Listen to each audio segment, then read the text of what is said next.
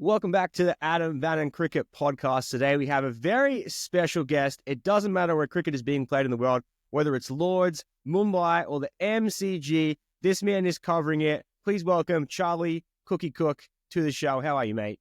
Yeah, I'm good at it, but thank you very much for having me on. Looking forward to it.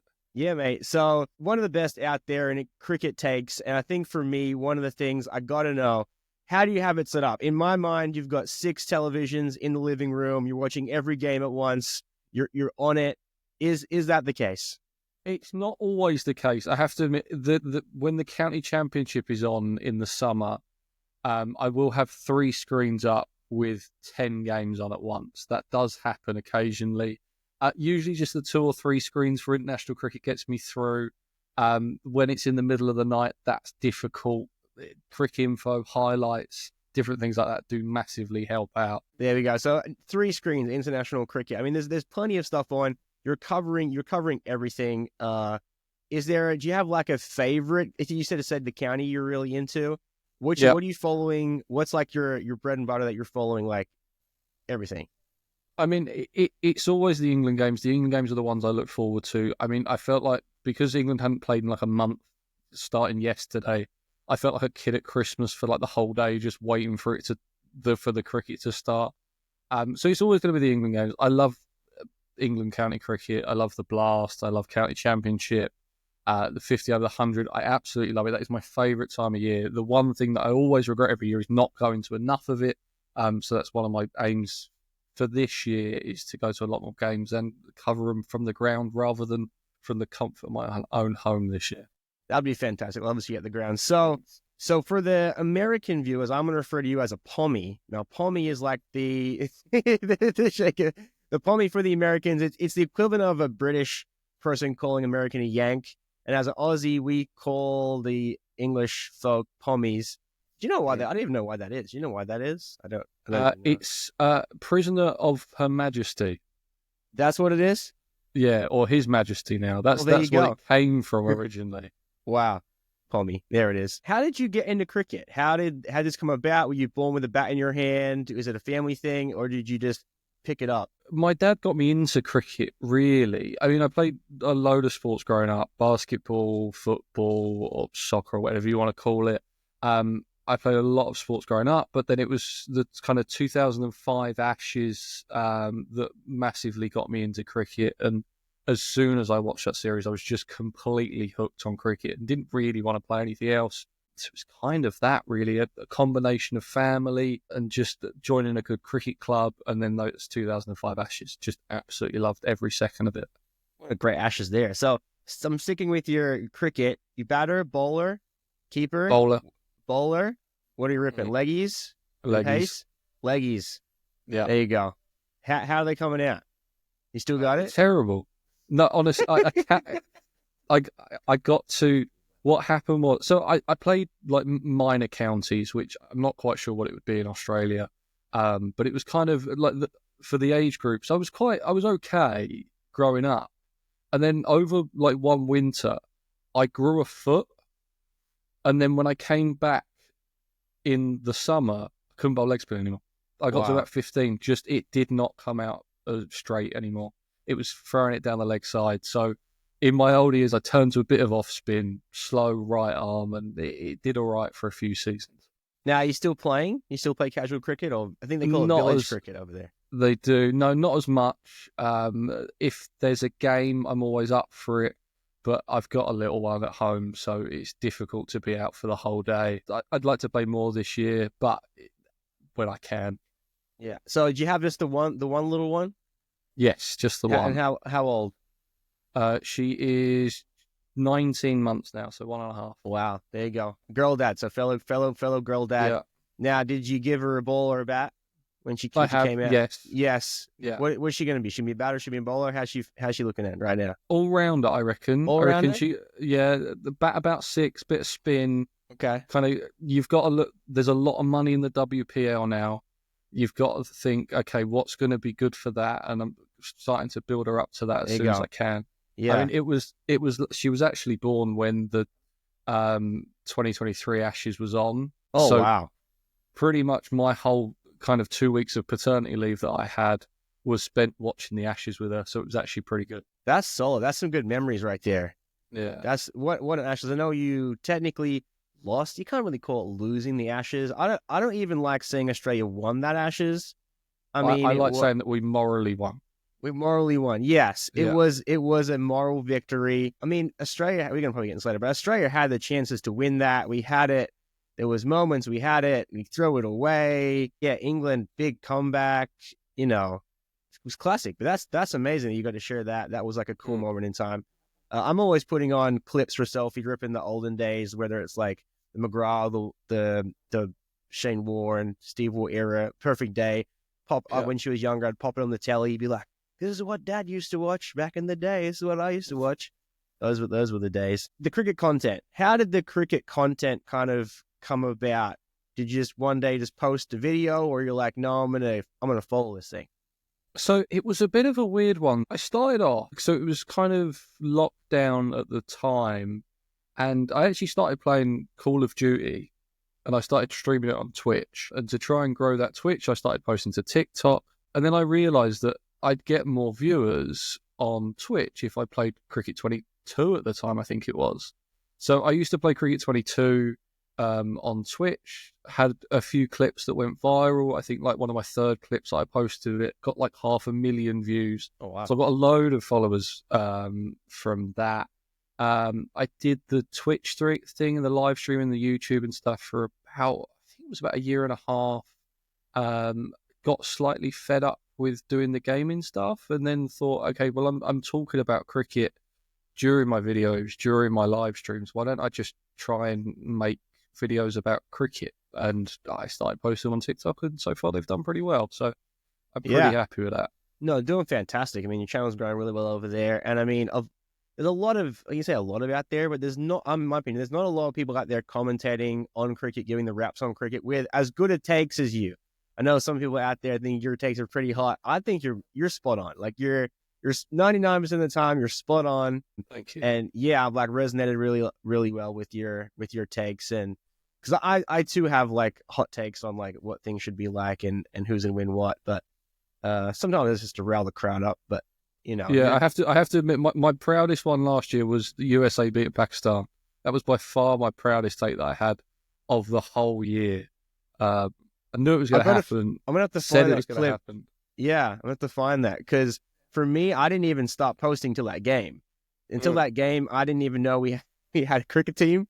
Yeah, to be honest, like I literally was like, been here for so long, hadn't played any cricket, hadn't really thought about it, and then my feed was USA just beat Pakistan. I'm like, here we go. Let's teach him how to play cricket. And has the country? I mean, I know it probably hasn't got us completely behind cricket, but is there more people talking about cricket since that summer? Or yeah, there are people getting more involved with it. I think it's going to be inevitable, especially coming into the Olympics. As in 2028, we're hosting the Olympics, and cricket's going to be in the Olympics. So, you know, we're moving into MLC 3 this year, the third season of it. It is getting more and more, you know, talked about. Obviously, it's not like something you find like an ESPN, or, you know, the big networks aren't really covering it in the evening, you know, sports news. But, you know, there are other creators that are like hopping on Team USA, and then like Team USA technically is, we have our own USA cricket team, whether it's the under 19 girls right now, they're over in Malaysia, or the US team when they're traveling around. People are getting into it. So I'm still getting all the questions. Like, it's still just like, you know, day one, like, what does that score mean? What do the two numbers mean? And how do they get out when they run? But I love it. I love teaching them. It's really cool. On that, like, have you watched any of the MLC? Did you watch any of that in the past season? I watched the games that were on at a good time. So the games that started at like 7:30 Eastern, obviously that's 12:30 for me. So they were quite difficult to watch. But any of the earlier games that were on, I'd try and watch those as much as I could. I thought it was a really good product, and I do think that having the IPL teams there massively helps that competition, just because it gives people from the outside a familiar feeling, a little bit like what's going on with the SA20 at the moment, is that you know who the Royals are, you know who MI are, you know who the Super Kings are. And I think that just massively helps. I think that there is a growing South Asian population in America, and I think it's only going to get bigger.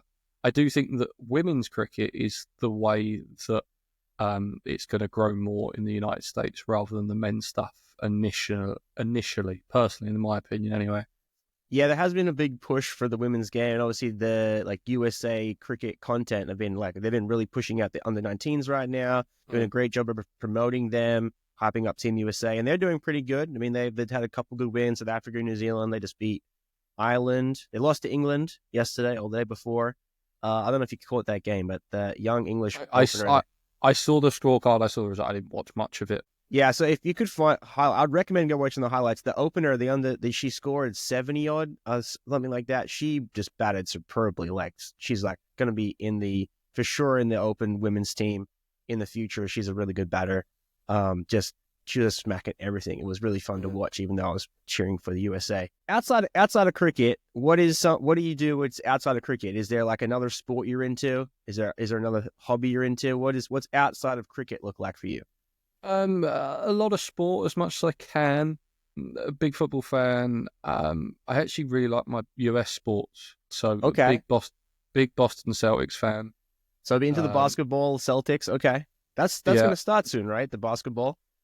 It's already started. How long are we going for? About 3 months now. Oh, so that's basketball's like my bottom of my list followed sport. It's like something I never played, so I don't follow that much, but I know a lot of English people do follow the basketball. Yeah, I mean, it got quite big over here in like 2010, around then, and a lot of people kind of jumped on. When we went to America when I was young, we went to, I think it was an Orlando Magic game, and we went to Disneyland. And I kind of got into it from there. But again, that's tough with the time difference. So I follow that as much as I can. I support Chelsea, so I watch them every week. In the football, apart from that, not much really. I mean, family life as much as a little one takes it up. So yeah. Now, do you know any rugby? Do you into the rugby or the Super League, the rugby league in England? I'm not. I have to admit, it was actually I went. So there was not because rugby league in the UK is quite a northern thing, and a lot of the northern towns play it. But we did actually have. They weren't a big team. They were kind of in like the second division of the rugby league, and they were just down the road from where I grew up. And I went for a training session once and got beaten the shit out of, and never wanted to go again and stuck to cricket. Yeah. I don't mind the rugby. If I had to pick, I'd probably pick Union over League. But hot take there. I've played League at school. I understand how it works. If there's a World Cup on or something, then I'll watch it. But I'm not going out of my way massively to watch anything kind of domestically and stuff. Yeah, I don't feel it's as big in England. Like where I grew up in Australia, rugby league is the number one sport. That's like my sport. Like all the Bulldog stuff behind me. Like I'm a huge diehard Dogs fan, and like even over cricket, like I would say rugby league is the most exciting sport to watch in my opinion. Like I'm obsessed. But playing cricket with me was playing because like there was no way I'm getting tackled in rugby league. I didn't even attempt to even play one game. So I stuck to the cricket. So. Well, it's split between the states, isn't it, in Australia? It's half of it's rugby league, half of it's AFL. That is correct, yeah. So New South Wales, so my state, home state, like Sydney's the capital, they're predominantly rugby league. And then Victoria, so Melbourne, is predominantly AFL. And then subsequent states like Queensland also big into their rugby league. But AFL does spread it over the country, though. Every state has a AFL team, but not every state has a rugby league team. Yeah, there's only like one Melbourne team. Most of the other teams are in Sydney, New South Wales area, and like 3 or 4 in Queensland. So, but yeah, the big game they have is the State of Origin. I don't know if you've heard of the State of Origin, or if you've got into the Bluey. I was going to get into Bluey because I know you got a little one. You're going to get into Bluey soon. I know you have a little one. That's going to be the show to watch. Inside of there is an episode called The Decider, which is about the State of Origin game. Have you ever seen the State of Origin before? I have, yes. Yeah, I really want to get America involved in the State of Origin. It's such a great spectacle because like there's nothing. I don't think there's anything over here in the States or in England that like kind of matches like an all-stars game where they actually care about it. I don't know if you follow the NFL over here, but they have like the Pro Bowl, but it's just like touch tag football. Do you follow the NFL? I do, yeah. Patriots fan. Patriots fan. There we go. Yeah. Now, is it that you like following like the New England teams because like it's It, closer to England? well, so we used to go skiing every year, and we used to go up to New Hampshire and Maine, quite a lot. So all the sports that were on while we were out there was all Boston and New England. So that just ended up being the teams that I supported. We kind of go every year from when I was 8 or 9 until I was about 18. So we went quite a lot, and it just ended up that I'd have all the Boston teams. So Celtics, Patriots, Bruins. What's the one that I'm missing now? Red Sox. Red Sox. There you go. There So we go. that's a good corner of America for sporting wins. Like you would almost go, you wouldn't go too many years without a championship with one of those teams over the past couple decades. That's pretty solid. But so I'm in Connecticut, so I'm close to that. So technically, we don't have a team. Some of us go Jets, some go Giants, some go Patriots, or they're just totally defecting, just go something else entirely different. But yeah, so like it's one of those things. If you're a Giants fan, you're just like you just hate the Patriots. Yeah, Connecticut you can pick, can't you? You can either be New York or Boston. You don't have to. You fall somewhere in the middle. You do one or the other, and it's weird having the combinations because you might have like a Giants, you might be a Giants Yankees fan, but you also might be like a Mets Jets fan. Like it's weird how you can do backwards and forwards in baseball and the NFL. Are you going to be following? Do you watch Super Bowl? Is Super Bowl watched in England? Oh yeah, it's massive. Yeah, that's coming up. It's absolutely massive. Now, do you have a prediction? Do you know? I haven't kept up with it at all this year. The problem is that I don't get a chance to watch a load when it's on at Sunday evening. So I don't massively keep up with it, especially now the Patriots aren't very good. Yeah, fair. So, but you would be watching like next week for the Super Bowl. You'd probably be tuning in for that. Yeah. I, no matter who's in it, I stay up every year and watch it. No, absolutely love it. Just the spectacle of it, really. I mean, it's turning into like one of the biggest sports in the UK now. And really? Yeah, it is massive. I mean, I think the viewership for the Super Bowl will be bigger than it will be for the England versus India Test this. Wow, that's bold right there. That a hot take right there. You think we're going to crunch the numbers there? You think Super Bowl will be bigger in England? That's pretty good. Yeah, I think it will be like 3-4 million people watch Super Bowl in England. Wow, and so you only get that many people or about that watching the England India? It's usually less than that because it's on Sky, all the cricket here, so it's behind a paywall, so you have to pay for it. There is no free-to-air cricket on the TV. Wow. So it hurts the numbers massively. So when you see kind of Channel 7 putting out their figures in Australia, that's why England falls so far behind, because you have to pay, £35 a month to watch it. Unreal. So there's no free-to-air cricket in England? They have, I think they get like 2 T20s a year. That's unreal. And that's about it. You would think as a cricketing nation they would do free-to-air because like Australian, like it's free-to-air. Like Channel 9 has that free-to-air. Everything is free-to-air. I don't think there's a paywall at all. Obviously here in the States I paid to like watch it, through Willow. Because obviously nothing here has cricket at all. No. But England, that's actually surprising. I didn't know that. Yeah, it has. It's been so. The 2005 Ashes was the last series that was on free-to-air TV. Haven't had any. It all went to Sky after that. Wow. Yeah. So it's a real shame. Yeah, there's a real shame. Because the numbers coming out of Australia were like huge on like viewership for Porter Gavaskar Trophy, set records at the ground, set records online, set records streaming everywhere. Do you think that's just Aussie India, or like people care more about that? Like, wouldn't you think in England they would be tuning in for England, or everyone was just tuning in because it was a good series?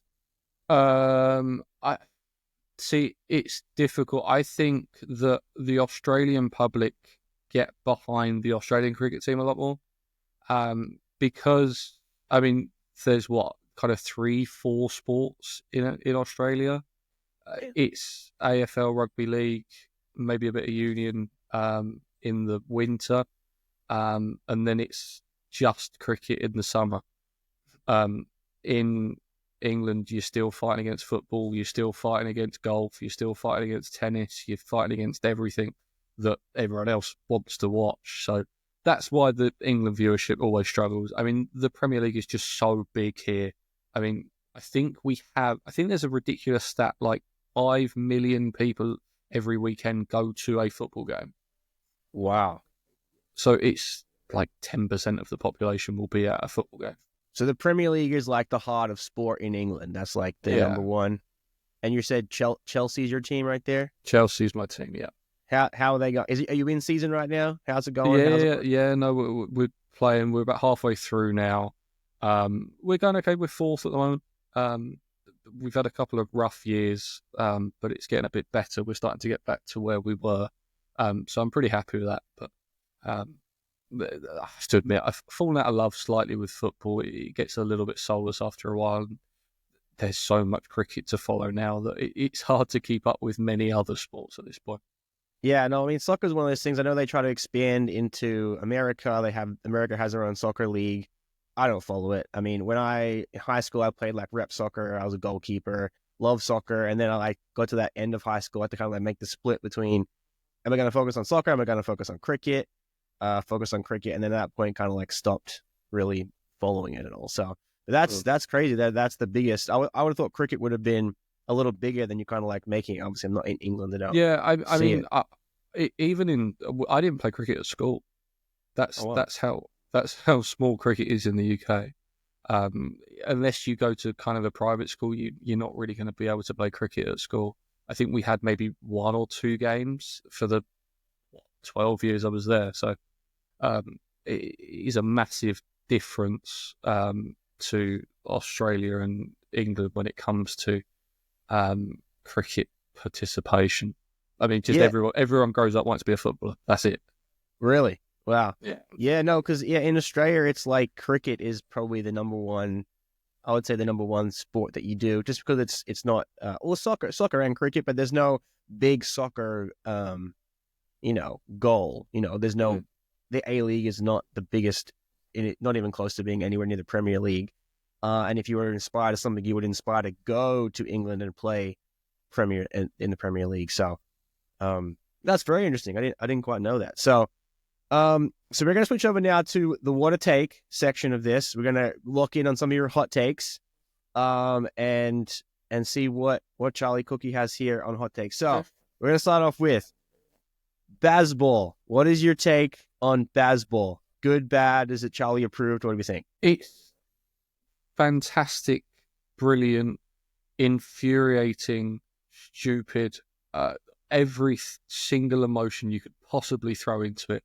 I have absolutely loved it at times and thought, why doesn't everyone play like cricket? And I have also called them the stupidest team in the whole entire world, and I have no idea why you've just done that. I think that it's the best way this England team play. Do I think it's the best way to play Test cricket? Probably not. But is it going to win England more games? I think so. Is it going to win some other teams a lot of games? It probably is. But is it going to be the future of Test cricket with the amount of T20? It probably is. Bazball now is probably just going to be what Test cricket is in 10 years' time. Yeah, no, that's a solid take. I think it's probably going to lead into like 3-day tests, 5-day tests, like test matches as a whole with the, Bazball and the way that test matches are going. Is this kind of like what it is? You go hard, you score your runs quickly. If you get out, you get out, you come in and bowl. They're going to do the same thing. It all gets wrapped up on day 3. Is that what Test cricket looks like? I think so. I think that's because there's T20 cricket is only going to grow. There's only going to be more competitions. There's only going to be more games. There's only going to be more T20 World Cups that we're going to have to play in. So there's going to be a point where that kind of seasoned pro who grew up playing first class cricket and defending his wicket and playing sensibly, that's just going to go because that's not where the money's going to be anymore. That's not what you grow up seeing on TV anymore. It's someone hitting a 120-metre six rather than someone blocking for 4 days. It just doesn't happen. So I do think that's where cricket's going to go. I think we saw it in the Australia-India series. I mean, Pant, Jaiswal to a certain extent. I mean, Travis Head always goes out there and plays his shots. Constas, of course. the ridiculous innings that he played. So I do think that that's where Test cricket's going to go, and England did it first. Yeah. No, I love that. So on Sammy Constas, flash in the pan cricketer, or is he here for good? How is the ramp sitting with you? I like the ramps. I thought when he played that innings at 60 that he got in his first innings at the MCG, I thought that's fantastic. He is going to be a serious cricketer. And then it was the carry on for 4 days and a test match after, and you just kind of think, okay, yeah, it was fun, but I actually don't like it. I really like him batting, but I think that he probably needs to rein it in a little bit. I thought he was going too much. I mean, he averages, he's got a strike rate of 50 in the Sheffield Shield. It's not his game. I think that he went out there and played how he was kind of said, just go on, take him on. I mean, no one else is going to score runs opening the batting, so just go and try and give it a whack. I think that's what he did. I think he will calm down a little bit.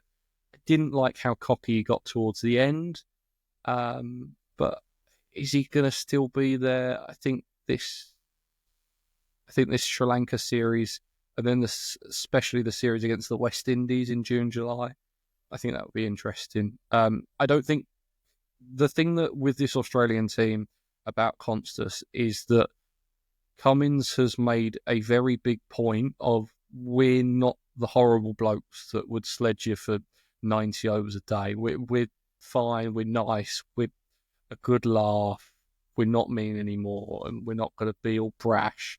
And I think Constas was that for a little bit, and I don't know if he's not scoring loads of runs, is Cummins going to allow that in the team? I don't think he will. Yeah, interesting. That's interesting.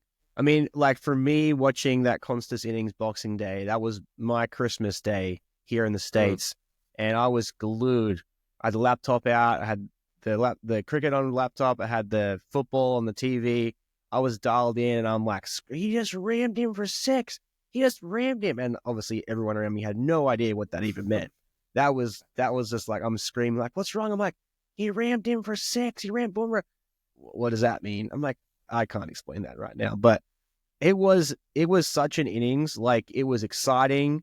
It was turning, like I had spoken before about the state of Australian cricket, and like they weren't fighting hard enough and they couldn't dig in and weren't attacking the bowlers. Because I grew up with like Matt Hayden just coming down the wicket, smacking it, like, and then obviously Langer at the other end, like playing that solid innings. And obviously the whole debacle with McSweeney, Khawaja at the top was terrible. I also say not to say that McSweeney's a bad batter. I just think he was set up in a bad position, hadn't opened before. He's facing Bumrah. It was just a catalyst for like a bad situation. But for him to come out and do that, like, just changed the game, I think, and made India move their field. It set us up. It got Khawaja off the hook. He didn't have to have the pressure of batting. So yeah, I think he's probably going to stay around for a little bit because we have to refresh. There has to be a new cycle of players coming in, and so I think he's probably like the first one to like lock in on the new generation, I guess you call it, of cricket. Yeah. So Champions Trophy coming up. I know that's kind of like switching gears to the ODI format, but still on Australia, England. I think your prediction, you predicted England vacates from the Champions Trophy. They lose. So Afghanistan, Australia, and the other one is South Africa. South Africa. So how do you see that going? You just see like South Africa, I mean, England is like totally not. I don't think England get out of the group, and I don't think Australia get out of the group. Wow. That's tough right there. Afghanistan and South Africa go through. I think South Africa, depending on who India pick and if India have Bumrah. I think if India have Bumrah, they're the best team in the tournament. If India don't have Bumrah, then South Africa are the best team in that tournament. I think their middle order are freaks, and I think that they can all score 100 off 60 in an ODI quite easily. If Markram can find a bit of form, I mean, their bowling attack of Rabada, Janssen, and then whoever else they want to pick is really good. They're going to have Shamsi and Maharaj in to bob spin as well. So 2 world quality white ball spinners. I think they're really good, and especially again with Afghanistan in that group, they've got 4 world class spinners, and those Pakistan pitches are going to turn. And I think that's going to let England and Australia down is that they might have one world-class spinner. I don't think that either of them got two, and I don't think that their batters are very good at facing spin, with the exception of Head and Maxwell.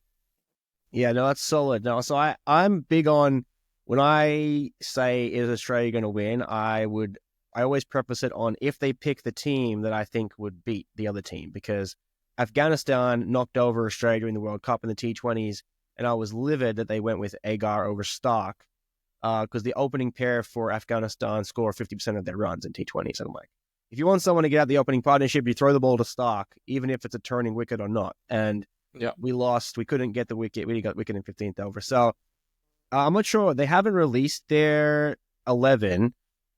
This is my 11. Let me know my thoughts on the 11, because it's a controversial 11. So Head and Short to open the batting. That's the two to open. Head and Short. I don't think Fan is Short. I think should bats really well.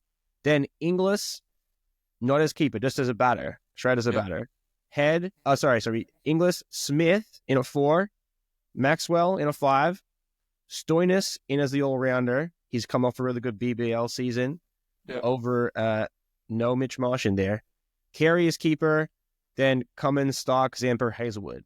That's my 11. I don't think that's going to be 11 that is on the field, but that's who I would pick as my 11. Do you have thoughts on that order there? I think it's probably a spinner Short. I know you can get some overs out of Head and Maxwell, but probably want a spinner. Do you know who really excites me for Australia? Cooper Connolly. Cooper Connolly, yeah. A lot of people talking about Cooper Connolly. I think that he could be really good. I prefer his batting to his bowling, but it's handy left arm spin, and it's going to offer something slightly different to what's that. I mean, Zampa's world class. He's going to go out there. He's going to take 2 for 25 from his 10, 2 for 30 from his 10, and you're going to be fine. I think you need someone else that's going to take the wickets for you. And I do think someone like maybe a Cooper Connolly, or if you wanted to go for like a Kuhneman, or I'm trying to think top of my head, who else could you go for? That's probably who I'd go for. Maybe, I think Kuhneman, someone like that. Something a little bit different.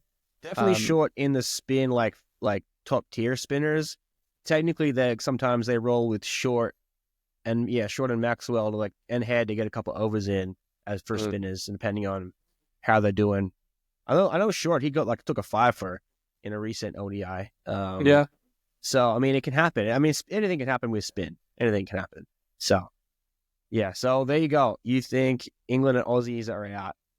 Yeah, it's a shame, but I just think that they're the two teams that look weak against spin, and I think it's going to be rather spin heavy this Champions Trophy, and that's just what I think. I think that Afghanistan team is going to be massively underrated going into the tournament, and I mean they showed in the T20 World Cup that they can make a semi, and I could quite easily see them making a final. I do think that this Champions Trophy comes down to if Bumrah plays or not.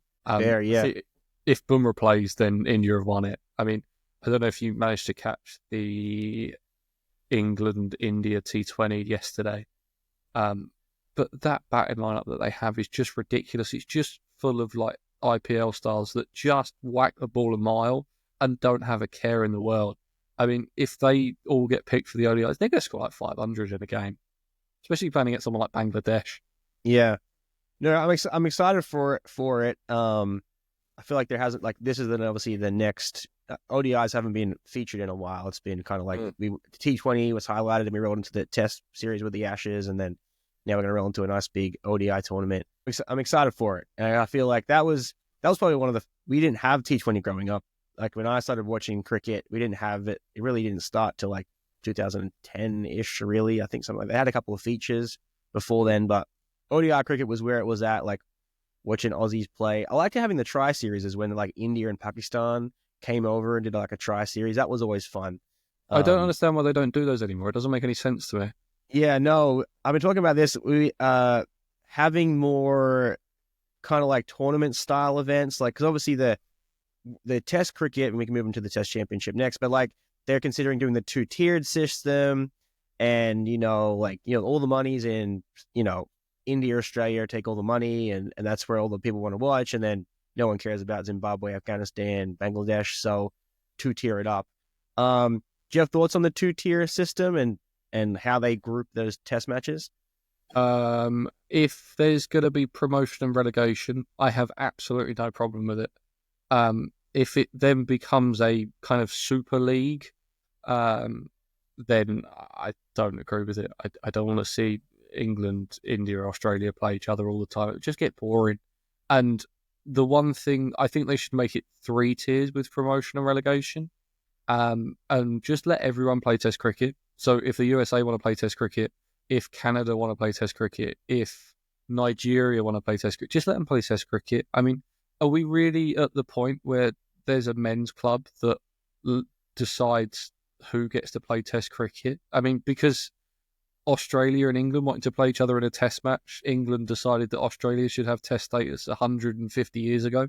Does that mean that they're the only people that can play Test cricket? It just seems like a waste of time. Just open it to everyone and let there be 3 tiers. And if you win enough games, you go into tier 3. If you win enough games, go into tier 2. And if you win enough games in that, go to tier 1. I don't see any problem with that. And I think that makes it a lot more interesting. I mean, imagine this World Test Championship cycle where the top to the bottom, so 6 and 7 get relegated to tier 2. And all of a sudden you've got England trying to fight out of relegation. I mean, that's almost more entertaining than the race that we had to make the final with like India, Australia, and Sri Lanka in the end. I think that would be really interesting. I think relegation and promotion just makes things more exciting. I am 100% behind you on this. I was talking about this on the Reverse Scoop podcast I do with Nabil. And yeah, I'm so on with this because you got USA, Canada, Netherlands, Nepal, these other. We play in the League 2 version. Like we have to build ourselves up to get high in the ranks enough to try to get the test status or to get the ODI status. And I think that's the way you set it up was perfect. Have the three leagues, bottom 2 or whatever can get dropped down, top 2 rotate in. And then, yeah, it gives places like the USA and Nepal, Nepal is a huge growing cricket. I'm not sure if you've massive. caught up with massive. the Nepal Premier League, but they are growing. When they came to the US, the stadium was just all Nepalese fans. It was like 95% Nepal fans, 5% USA fans. They are really growing over there. I think they've even moved their opening season, moved them to like the 5th or 6th so successful IPL league, which is fantastic for them. So yeah, I'd like to see them play, and it also opens up back into like how they play. Having the USA in there has another place for like tournament play where you can bring 3 or 4 of these nations together and they can play like a tri-series against each other in one location. So, saves moving people around the map. It has another place to do it, and I think it's good. Yeah, I mean, it doesn't have to be like this great big 5-match test series. If you're already going over there for 3 ODIs, 3 T20s, like every cricketing nation is at the moment, they'll go on a tour and they'll play in a little tournament, or they'll play a little series for some kind of ranking points. Just throw a test match on the end. And if you win it, you get 12 points or whatever you get in the table, and you go up something. It doesn't have to, for Division 3, it doesn't have to be this, you have to play 3-match test series, 5-match test series. Just get people playing test cricket, because someone might come across it one day and think, okay, this is great. The issue that you're going to have is that you're going to have to fund it from India, Australia, and England, and they're not going to want to share the money. So it's never going to happen. So. Yeah. It's a bit of a dream. It's a bit of a dream. Yeah, but I mean, it is on the rise here. Would like to see it. And I think doing the series is like the women's have done over in Australia, England. I like that style of series, just like you mentioned, 3 ODIs, 2 T20s, and a test match at the end. It's a good kind of like format to kind of like move a point system around the board because, not every nation is going to lock in for a 5-series, 5-day test match. Yeah, I mean, test matches lose money. I mean, unless you're England, Australia, or India, maybe New Zealand a little bit, maybe South Africa a little bit, depending on who they're playing, they lose money. You don't make money. Most TV companies don't want to buy the rights for it. No one turns up in the ground because they're at the wrong time of the day. completely get it. But if you have all that money that you've just made from India versus Australia, like the BCCI and Cricket Australia have just done through TV rights, ticket sales, different avenues, just that can pay for Nepal USA to have a one-off test match against each other. Just a tiny little bit of that. And then all of a sudden, you've got two new test-playing nations, and maybe one day, USA Nepal is going to be the biggest test series that there is, because you just don't know what's going to happen.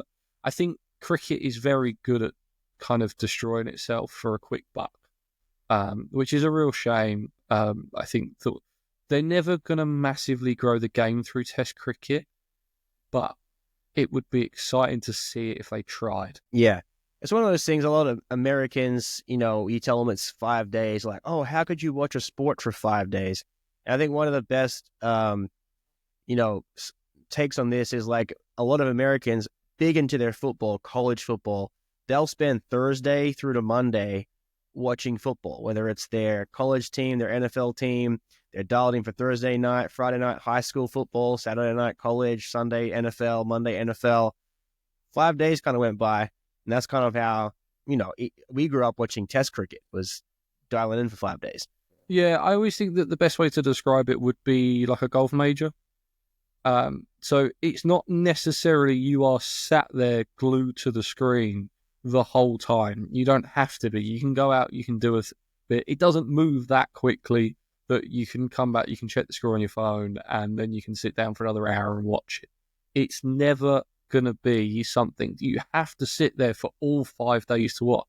I mean, I make videos on every single test match there is. At no point do I ever sit down and watch every single ball of a test match. I just don't have time. But you don't miss stuff if you go out for an hour. So you can go out for an hour, sort some stuff out, come back, and not a lot's changed, which I think is fantastic. And I actually think that Americans would get into it if they could see it like that and not just, it's two posh English blokes standing in the middle of a field for 5 days, which is the portrayal of cricket in most of America. It's always that Family Guy clip of where they put the cricket on in the bar. Yeah. I think that's how Americans think of cricket half the time. I think I've never heard that before, that take, that it's like a golf major. That's a 4-day event. That's, a 5-day event, Thursday through Sunday. I think that's how they run. That's actually a really good way to put it. I think I'm going to use that. I'm going to take that. I'm going to use that as a to try to get them more involved. On golf, while we're here on golf, you play any golf? I play a bit. Not great. I mean, 22 handicap. Solid. So I haven't played a lot in the last couple of years. I really enjoy it. I enjoy it when I go out. I mean, terrible sport. It just ruins a good walk. But I enjoy it when the ball goes straight. I don't enjoy it when it doesn't. Yeah. No, I work on a golf course, so I got back into golf. And yeah, my handicap it started at 22, it went up to 25. They call me a sandbagger. I work on a really small country club with out of bounds literally on every side and behind every hole. So if you slice or hook anything, there you go, out of bounds penalty, tee off again. So I have a 25 handicap with an 85% two putt rating. So as soon as I'm on the green, I'm in. Fine. Yeah, my putting is phenomenal. I love my putting, really good at putting, and obviously I'm manicuring those greens, cutting those greens every day. So I have a everything about them at that point. I know everything. I know where it's gonna. Yeah. So, but when it comes to like off the driver, the irons, it's like, just please get me to the green. Just please don't go out of bounds. Please don't go in the creek. Also a lot of water too. That also gets you the water. But, yeah, no, I love the golf. So what else we got here? I'm going to ask you a couple of favorite players. Yep. So of all time, alive or dead, who is your favorite, just cricketer of all time? Shane Warne. Shane Warne. And Shane Warne gets the seal of approval because? He made me fall in love with cricket. I watched him for about 5 minutes and thought, okay, yeah, this is the sport for me. Yeah. I loved how he controlled the game. I loved what he did with the ball. Every ball was just a show in itself. It didn't even matter what he was going to do. Just everything for that second was about him. And I loved that. I thought it was fantastic. Every time I played cricket, that I tried to be Shane Warne. So by far, Shane Warne, absolutely love him. Was the saddest day when I found out that he died. Yeah, no, it was tough. I mean, I think it's the only celebrity death that I've cried over, I think. Yeah, solid. He was absolutely the greatest. I mean, just like you said, like everything, it felt when he bowled, it felt like he was the only thing moving. Like, everything paused, and it was like you're watching him walk in slow motion, and then that last little hop, and then flipper, wrong in, leggy. Do you remember? Did you watch him take 700 against England? Not to rub that in, but did you watch the 700th wicket? Do you know, I can't remember if I did. I don't know if I saw it live. I would have seen it after because how old was I? I would have been 10. Wow. Okay. No, I would have been 9. So I was still quite young. And obviously it would have been in the middle of the night for me. So I don't think I saw it live, but I remember seeing it the next day. And then, because it was the SCG, wasn't it? Yeah. It was his last test. Yeah. No, it was the MCG, did it? MCG, yeah. And then he retired at the SCG after, didn't he? Yeah.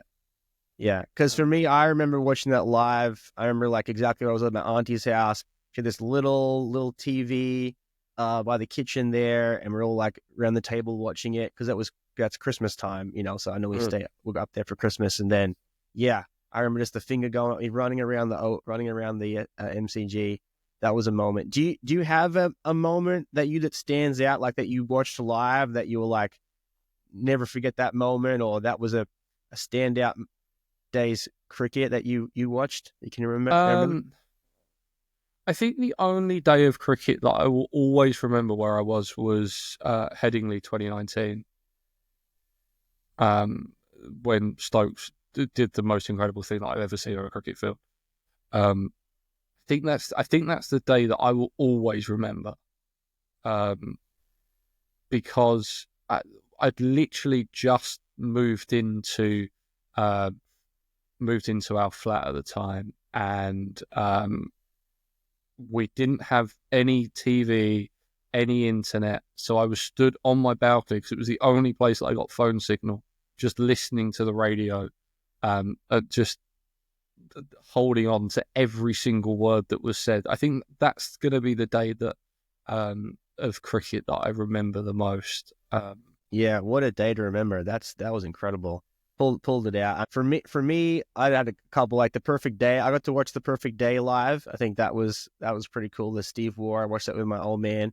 That was pretty cool. And then the other one is where I watched Shane Warne get out of 99 against, I think it was against New Zealand. I believe he got out. He went to sweep it and got caught out. And then I don't know if you've ever seen the clip that they resurfaced, but that it was actually a front foot no ball, and they never actually called that. I didn't actually remember that ever happening or watching that at the time, but recently I saw a clip and I was like, really? You got robbed? But I think it wouldn't have been as a bigger deal if he'd scored it, but that was some of the ones I remember.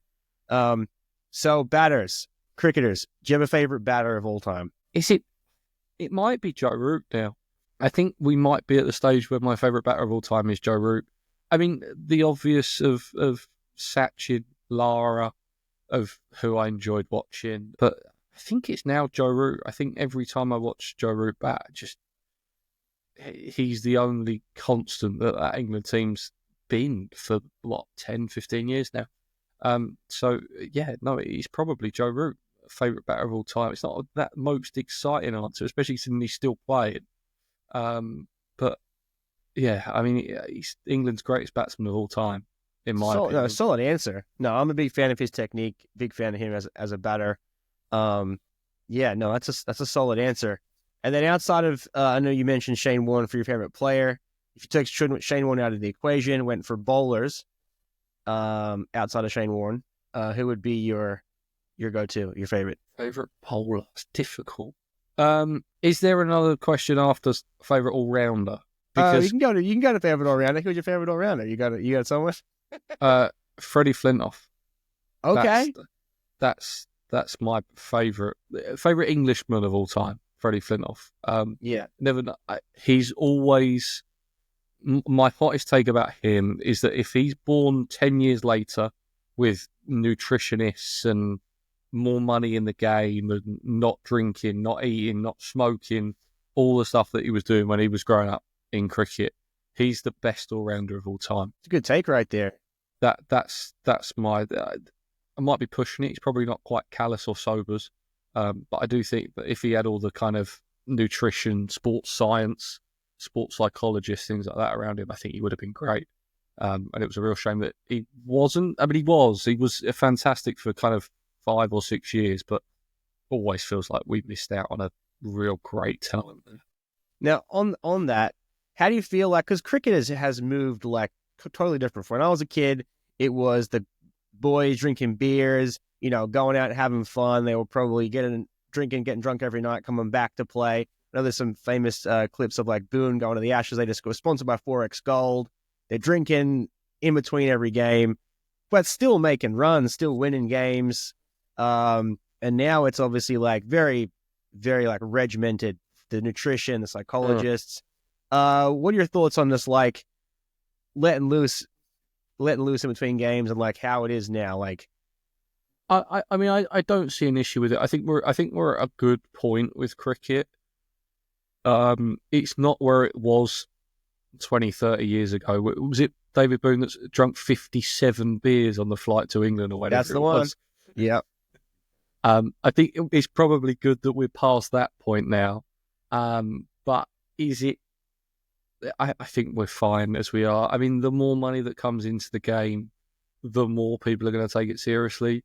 So I completely understand why we don't have kind of Rakeem Cornwall's probably our last great one of the fat cricketer. I think the game's gone a little bit further, and I think we're going to start. I think that's one of the things that has come out from this Women's Ashes series. Is that I think some of, especially the England women, haven't quite looked up to scratch in the field and in the kind of fitness area.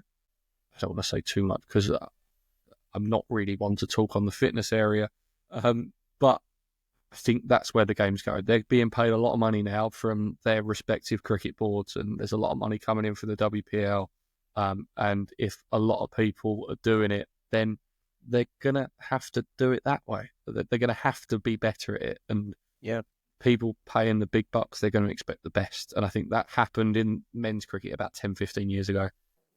Yeah, it's an interesting thing. I don't know if you've ever seen, I think it was the Michael Jordan documentary, and they spoke about how Rodman, they would let him off on a leash and they would let him go party, drink, as long as he got to the game on time. He was the kind of player that was better on the field, better on the court when he was like wild off the field. And I know now with India, they've got all these sanctions and demerit points, and you can't do this and you can't do that. You can't bring your wife to the game, and restrictions on this, and a lot of kind of blame looked like of outside things caused on the field problems. I said, like, I don't think that is like, if I played cricket and they're like, oh, you can't see your family, you only see your family for 2 weeks of that test, like I might not even go. Like that's, like if I want to make sure my family's there at the game or after the game, I want to be able to see them. Like that's actually, I feel like making the person less who they are. And I feel like sometimes in that you're there for like 45 days with 15 other blokes or 30 other blokes when you include like all the trainers and stuff. I think sometimes getting away for those gaps help on the field. I agree. I think India are going the completely wrong way about it. I think we've gone past the point of we need to look at the players like kids. I mean, it's boarding school rules. It really is. I think you look at the way England have done it, you look at the way Australia have done it, and it's player freedom. I mean, England's rules are just turn up 20 minutes before the toss. We don't mind if you have a net. If you want to have a net, then there it is. We'll have a bloke to throw a dog stick at you. That's the way it's going. I don't understand why the BCCI, and I mean, it's Gambia realistically that's wanted to bring these changes in. I mean, he's lost 6 out of 8 tests now. He's won 1. And now he's going to do it his way. I mean, I don't know what he was doing before, but it did make me laugh today. I don't know if you saw it, but obviously the Ranji Trophy has started back up today, which is the India first class competition. And out of the 6 top order Indian players that have been forced to play domestic cricket now, none of them made over double digits. Not a single one. They all got out for 3. Wow. So if I had my conspiracy hat on, I'd say they're doing it on purpose and they're not even going to try, because they think that they're being treated like children. And at the end of the day, if the BCCI want to get rid of the coach or the players, it's going to be a lot easier to get rid of the coach. Yeah. I think it's one of those interesting things. Obviously, like on the field in cricket, the captain's the one making all the decisions, and the players on the field are independent on like how they play. Whereas over here, like NFL, baseball, the manager or the coach is really heavily involved in what plays they're running, who's pitching at what time. And so, yeah, it is interesting. And yeah, I don't know where Indian cricket's going. I just, when they released that stuff, I was like, this is ridiculous, because it's so good. You see the cameras after the games, all the families are coming out into the field, seeing all the Australian guys, all of them, like, had their little ones out there running around, and that must be such good for them and good morale for everyone. And it's better for the team. And that's, maybe why they ended up winning in the end. Yeah, I mean, the thing that makes what I think about is, are they using this to get rid of Kohli, Rohit, Jadeja, that kind of old guard that think, do you know what, I've been around for too long.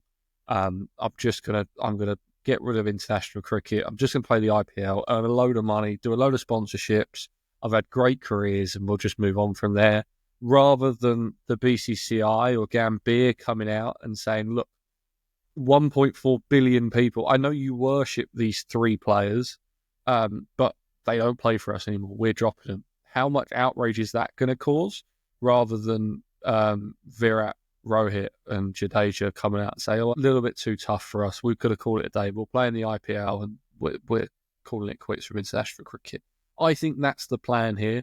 I think this lasts until those 3 players go, because I think they know they need to refresh. I think that was pretty obvious in the Australia series, and I think that's what they're trying to do. Now, to wrap it up, Charlie, do you have a hot take for me? Do you have a hot take or a burning question on my thoughts on something, or cricket or USA or anything here? The one thing that I have always wondered is, how did you end up in the US?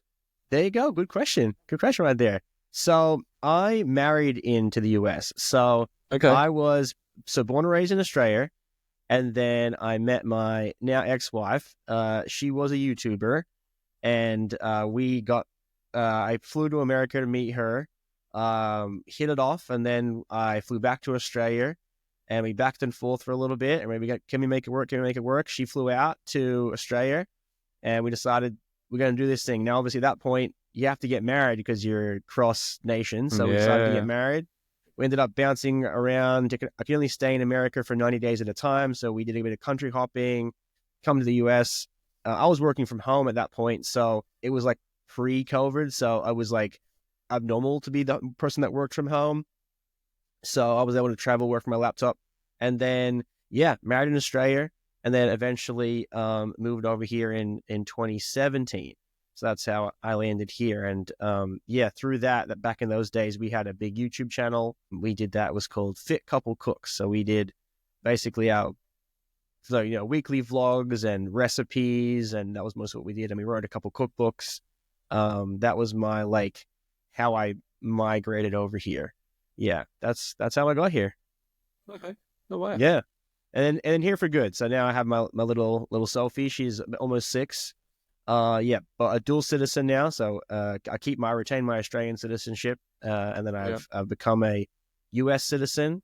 And this is my home now. So, and it's very interesting because some people that find my videos online, they're just like, I'm just now branded like the American cricket guy. They don't even realize that I'm Australian because the accent kind of is a little blended. It does blend now. I have to. When I first saw your videos, when it was the T20 World Cup, I was like, I really had to kind of listen. I'm like, there's a bit of American in there, but it does sound quite Aussie, and I can't quite put my finger on it.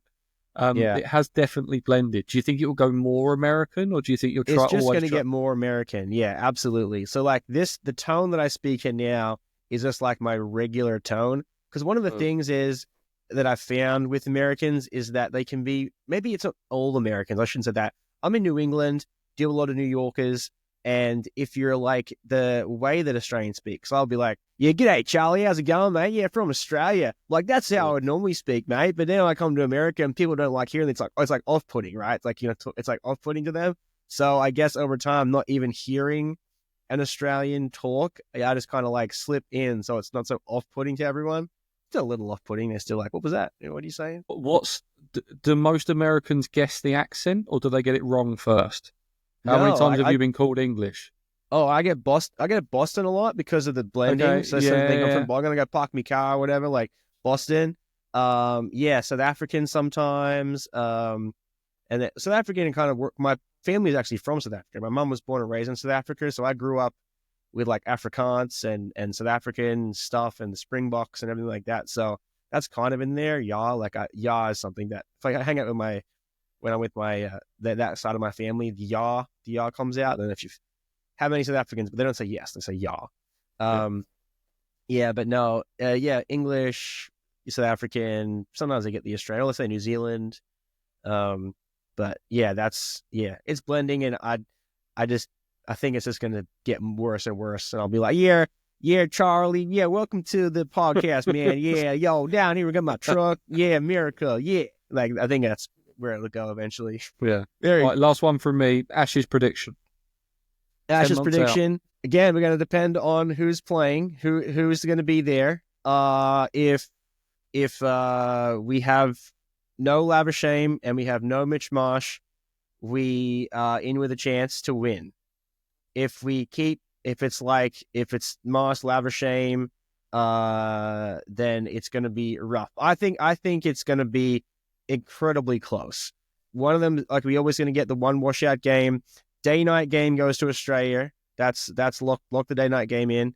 They probably will play. Hopefully, they play it in the same order. So, The day night is at Brisbane for the Ashes. oh, they changed it. Not at Adelaide. Interesting. Okay. Still think they probably win the day night test. I think that's just maybe lock that one in.